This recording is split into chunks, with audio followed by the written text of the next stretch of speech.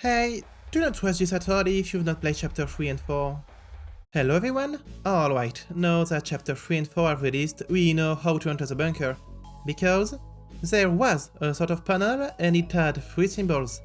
There was a pine tree, an officer badge, and the Deltarune. So, we already know that the pine tree code is owned by Carol and that there's 2 other people working with her. But who are they? Let's first start with the officer badge. There is reasons to believe Undyne will be the officer badge, it's the obvious choice, because she's a cop and instantly knew what to do in the dark world. However, that is a very unlikely possibility because, well, she wouldn't be kidnapped by the Knight if she worked with it. And, well, Undyne is Undyne, she will throw spears first and ask questions later. The other cop would be Napstar, but really, Napstar wouldn't care, they're a very passive person, and they wouldn't work with the Knight. But hopefully there is one much better candidate than them. So who could it be? Well, I think we should take one thing into account when talking about the shelter. The description made of it is made in the past tense, like I did in the intro, which I think can be rationalized by thinking about Death's disappearance. You see, I think Death got sent to the bunker when she disappeared, but we also know that Chris explored around the bunker, so they probably have seen that code thing back then, hence why it's narrated in the past tense. It's basically half of a flashback. And who was a cop at that time and got fired sometime later? That's right, our favorite stalker, Asgore. There is more evidence towards that. We know for a fact that Asgore works with Carol on a project he will not discuss. Which is very suspicious if you ask me. And it may be related to the 6 human soul-colored flowers he got, while also having a neutral golden flower alongside them. Which is, I think, the color of determination. A video about that is coming up soon. Meaning Asgore only lacks a red one. So his project seems to be pretty weird. And well, that is pretty relevant for today's video. What is important is that Asgore works with Carol. I will say more about it in my video about him that will release in a few weeks. And as for the Deltarune, well, I think it's solving. To convince you of the theory, I need to say why Alvin opened the church fountain. As you know, Walsey said that darkness like Gerson can only manifest from a specific kind of darkness. To the opening, the second fountain changed the type of darkness, implying it depends on the opener. So Gerson was a loved one for someone, and it's extremely obvious it's Alvin. So Alvin opens the fountain, which seems to be part of Carol's plan, and he's the head of the Church of the Deltarune. That is basically him, because all signs point towards that. Also, he probably opened both fountains since the big fountain that we close at last also allows Gerson to exist. And one more thing with that code, it also seems to correspond to the person they want to kidnap. Death is a pine tree, Undyne is the officer badge, and Toriel is a Deltarune. This is so gravity falls, it's kind of insane. This probably will have implications, but already that would mean Carol contributed to her daughter's disappearance. Before going on with the rest of the theory, if you are enjoying this video, don't forget to like and subscribe, alright? It really helps. It's a relatively simple theory, and I think it's pretty foolproof. I don't see any issue with it. And to be honest, it might be too obvious to be called a theory.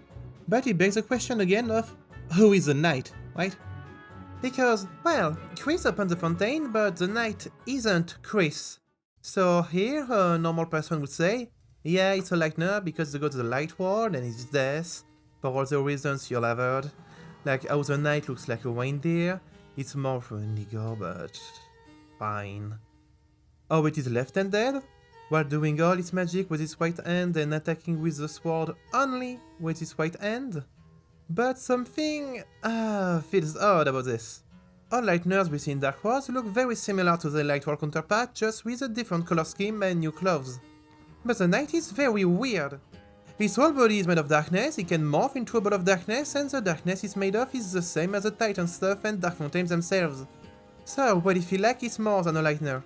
And on top of that, it has a sword made out of shadow crystals, which you could argue is a glass pen in the light world, but well, shadow crystals don't seem to be normal glass, like I said in the video about them. They wouldn't manifest in things the Lightner really cared about, it's not how glass works, but more on that later. A theory I kind of like is one of a friend of mine, who argues that the Knight is a fusion between Death and a Titan. Which is fair, especially if you assume that the person trapped in the code is Death. It would fit the description because, as we see, the interior of a Titan is all black and darkness. However, I feel the Knight would be rather weak for a Titan, even though it was pretty similar to the ones in the legend. Strategy thinks that if it's death, she's been infected by darkness somehow. Not necessarily by a titan. Maybe she was sacrificed to the dark and it made this. I do not really know. Then I got some other theories of my own, so firstly, let's talk about shadow crystals. I really recommend you watch my previous video about them. I find the idea of the knight giving the shadow crystals to the secret bosses to be kind of silly. Since Spamton found these shadow crystals in the near body, and it seems he's the only one who went there. In the basement, I mean. And Shom even implies that the shadow crystals were there because it mattered a lot to a certain lightner. The idea of the fountain opener and the shadow crystals being related is heavily reinforced by the fact that Alvin opened the chapter for fountains and it had a shadow crystal with his dad. I think that's pretty conclusive. I am fully convinced that the knight is not a lightner or a darkner, but his own thing.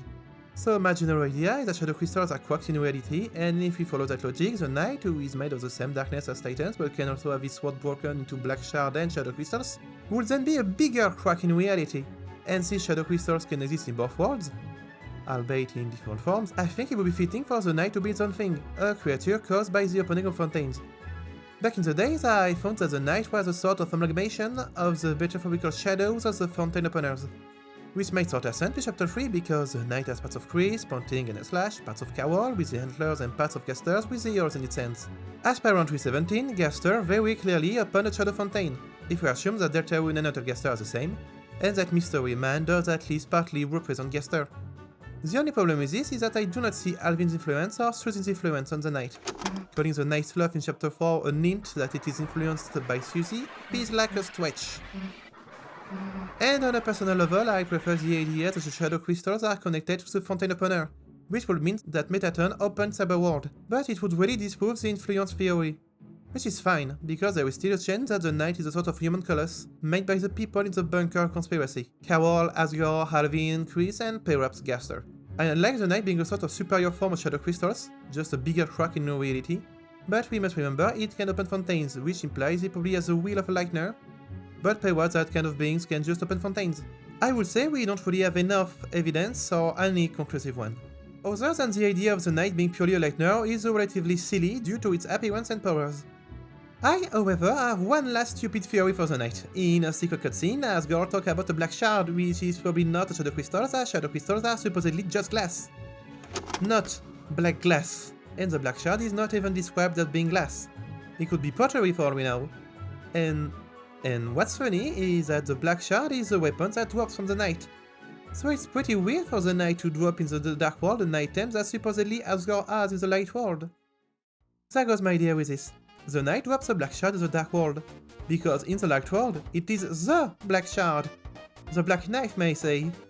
So that would mean that the knight is a shard that Asgore has, and like, you know, and like Asgore just threw that piece of glass in Toria's house. Then when the black shard came out with Undyne, he grabbed both and watched down the bunker. And in chapter 4, Alvin was probably hiding in the closet that could fit a large person.